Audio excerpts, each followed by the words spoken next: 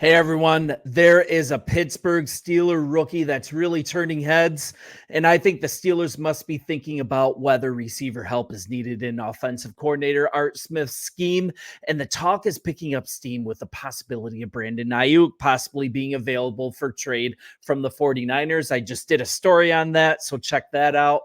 But one dude that's really turned some heads so far is rookie wideout Roman Wilson, and his development or even his abilities right out of the box. That might be the decider on pulling the trigger on a potential trade with San Francisco. And one of those guys who are super impressed by him, who are getting their heads turned by him, is teammate Calvin Austin III in this story on Steelers Now. And I always want to give credit. You guys, it's a great story. Check it out for yourselves. He was asked about Wilson, and this is what he had to say. I mean, he just absolutely gushed over his teammate, and I want you guys to follow along if you don't mind. He said, "That's my dog. You can tell he's just ready to learn. He's eager to learn, asking questions, wanting to know how he can make his route better." I'm telling you, though, some of the questions he was asking me, I was like, bro, I have the perfect answer for you. I think to when I was young, and it was guys like Anthony Miller, Gunnar Olszewski, and they were telling me what to do against cover two, man, when I'm in the slot. Roman's a baller. He's going to be a great player. He will be ready. And I mean, Austin, he was impressed with how his speed, route running, and toughness, it just makes him stand out. And those types of attributes, they fit in with this franchise, right? So very well as a fan base, just a dude you want to root for with those qualities. And here's what I think the Steelers have gotten with Roman Wilson. And I'm gonna close this down. You guys absolutely check out this story, and I'll be back there. So I think this is what the Steelers got. They landed a sure-handed wide receiver who can excel from the slot and stretch the field. He's got 4.39 speed. And Wilson, he's got the physical makeup and football mentality that coaches covet, that speed that he has and the sure hands that he provides. And there's varying degrees of what the total package could look like in the NFL, right? Anything from a stable slot option to a Pro Bowler. He can play inside and on the boundary, but physically, he's 5'10 and 3/4, 185 pounds. He has a smaller frame, but the impressive speed once again, a 4.39 40.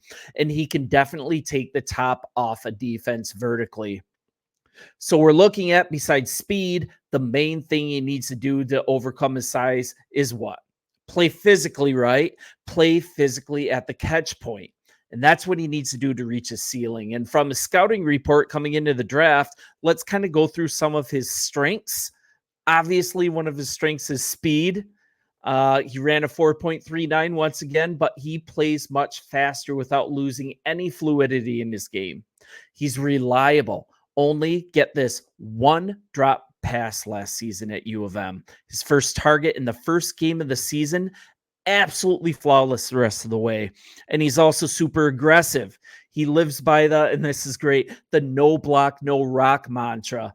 He attacks every single run blocking rep with bad intentions. And U of M being a running team, he absolutely had to be a good run blocker in order to run that offense. And that's something to be considered. That's a really good quality. And also, he's a really good yak guy. I mean, he's fantastic with the ball in his hands. He can rack up yards.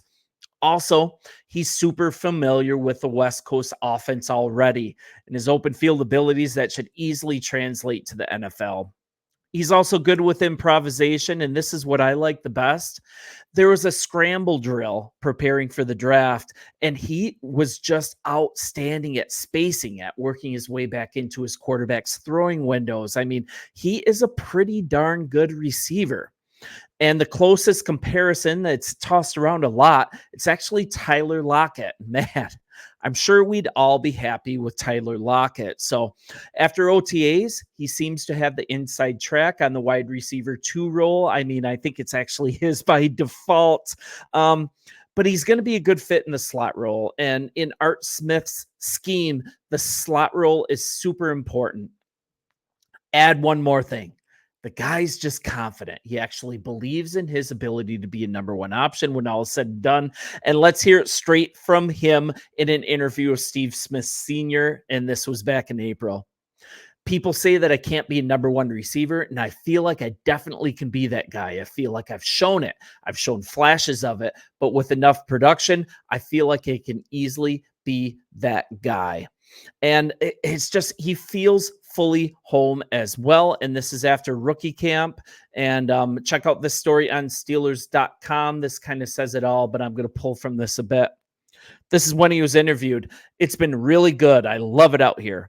It feels normal to me. It feels like home. So it's so good. Coach Tomlin, Coach Smith, Coach Z, that's Zach Azani.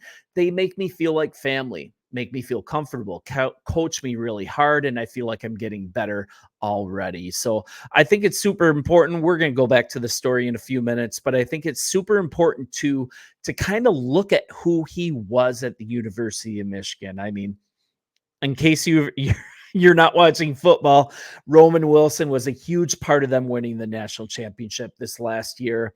And it directly led to Pittsburgh drafting him with the 84th pick in this last draft. So last season, best season ever in his career.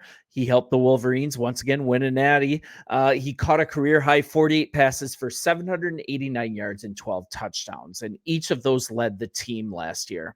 Second team All Big Ten honors as a freshman. He only appeared in 6 games, total 9 receptions for 122 yards and 1 touchdown. Underwhelming, right?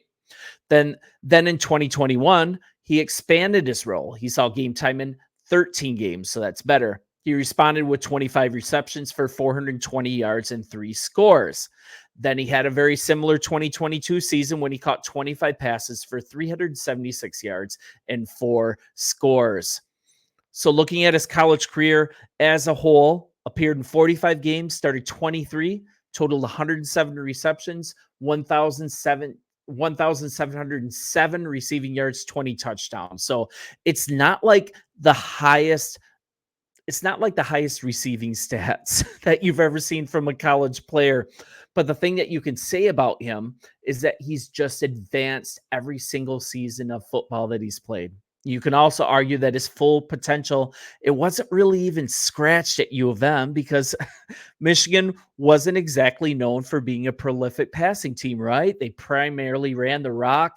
They specialized in beating the other team in submission, and they were also anchored by just a sick defense. So kind of looking past that, and this is why I want to go to this other story on Steelers.com. It's very clear to coaches, very clear in the draft process, very clear at U of M that he's an absolute student of the game. And he shared some of his time under the tutelage of offensive coordinator Joe Gaddis while at U of M. And by the way, this is broken down in full once again on this Steelers.com article. So really read this in its entirety. You will be glad you did if you want to know more about Wilson. So he refined his skill set after he left St. Louis High School. That's a powerhouse in Hawaii. And this is from him. I first learned from Josh Gaddis when he was my offensive coordinator at the University of Michigan, and he taught me a lot about route running. And then when he left, he kind of just got down to me watching a lot of film, watching a lot of NFL guys, watching concepts, watching how guys run routes against certain defenses. It's just different than what you're used to. And then he refined it to the point where he got to a point that he could look at a defensive back frame by frame and find the weakness in his coverage. And that's the magic thing about film study.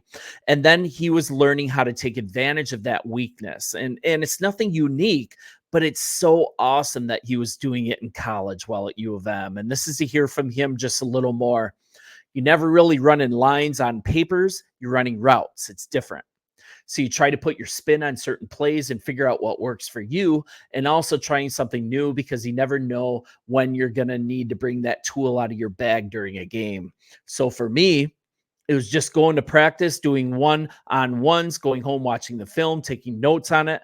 I remember I had this iPad and my notes, and I used to literally go frame by frame by frame, taking screenshots of routes, seeing how DBs felt when I take different steps. I mean, that's just being a student of the game. And Wilson is a next level type of student, super intelligent, super dedicated. I mean, runs really good routes, sticky hands, great speed. I mean, on a team like Michigan that was run first, Wilson caught 25 passes in each of his sophomore and junior seasons, and he led the team with 48 receptions for 789 yards and 12 touchdowns on their way to winning a natty. And the numbers don't really do it justice. We've talked about that. I just think he's going to be a really good fit for this Pittsburgh team, and his development, I believe, is going to directly dictate whether Pittsburgh continues to, I guess, appeal to San Francisco to see if Brandon Ayuk is available. And you guys, let me know what you think in the comments. It's great starting this channel. I like and subscribe. Would love for you to get in on the ground floor of this, and we'll talk soon. Have a great weekend, and camp is here.